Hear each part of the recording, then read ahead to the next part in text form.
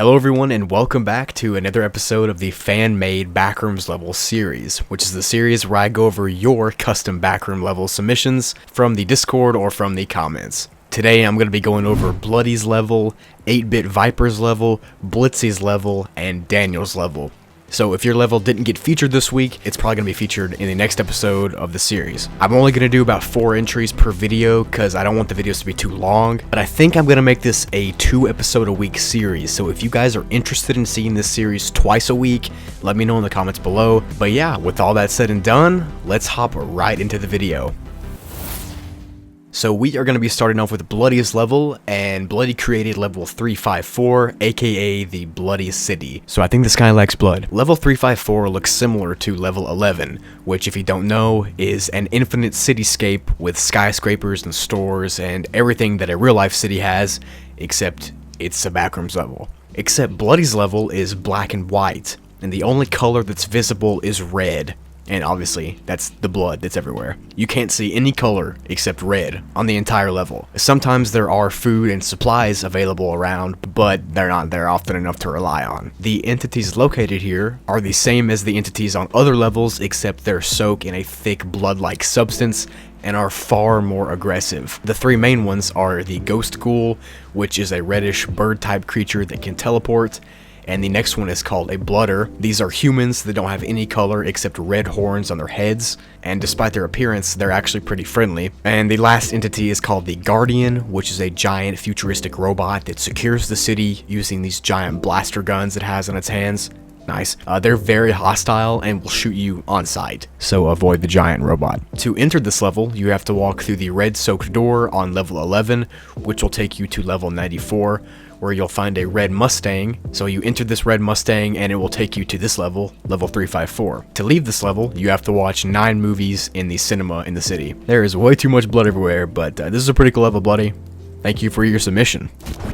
So next up is 8-Bit Viper's level, which is level 82268. The layout of this level is an infinite spaceship, and all the gravity on this level just turns off and on at random intervals throughout the level, which is pretty cool. One moment you could be walking normally, and the next moment you're flying up without gravity. The entities on this level are all created by Viper himself, and they are the Gravity Watcher, the Floating Terror, and the Deep Space Lurkers. However, Viper didn't say what these creatures look like or what they do, but they have cool names, so I can just assume they look dope too, and that rhymed. To enter this spacey level, you have to climb exactly 82,268 stairs on the end level, which I covered in another video, it'll be in the description below, or you can run into an almond water vending machine on level 4, but that only works sometimes. There is only one way to leave this level, and that is by smashing a window, get sucked into the outer space. After this, you'll wake up on level 11. This level is dope. The only thing I would change is to add more explanation to the creatures you made, but other than that, this was dope. Good stuff.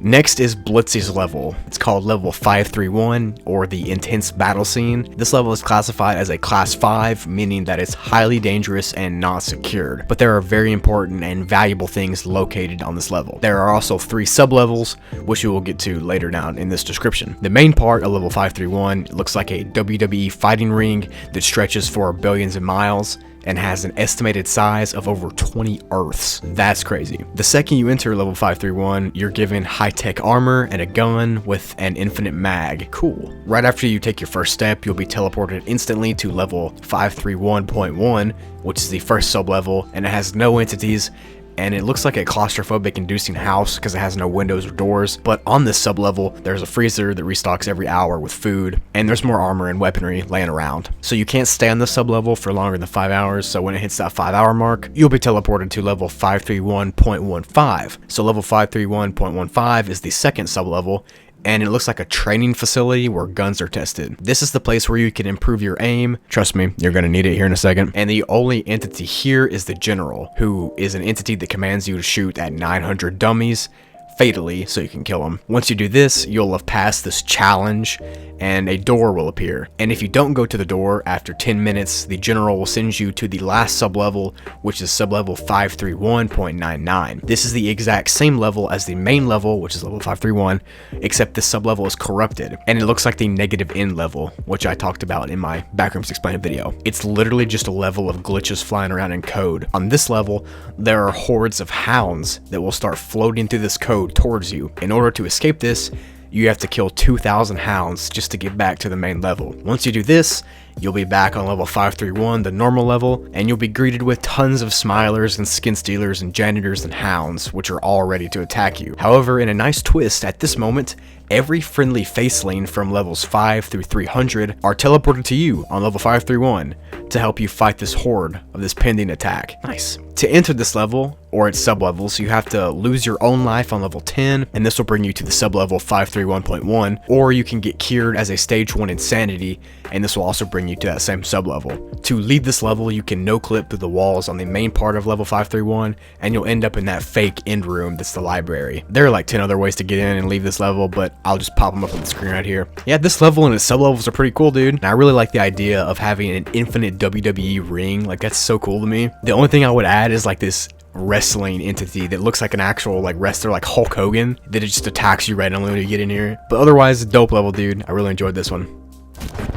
So last for today's video is Daniel's level, which is called the Comfort Zone, and this is one of the coolest levels I've ever heard of. The way to enter this level is still unknown. However, someone said that they entered the level by following a faceling on level 11, and then they forgot what happened after that. But the level itself looks like your house from real life. When you enter this level, you land on your bed in your own bedroom that you had back in real life. Once you're in your house and in your room, the level begins to distort your memories, making you almost forget the existence of the backrooms and making them feel like a fleeting dream or memory that you have. The house looks exactly like your real house, and it's got all the essentials for basic life, like food and water, restrooms, stuff like that. But don't be fooled. There are two entities on this level. The first one is called the Comforters, and these creatures look identical to the people you lived with.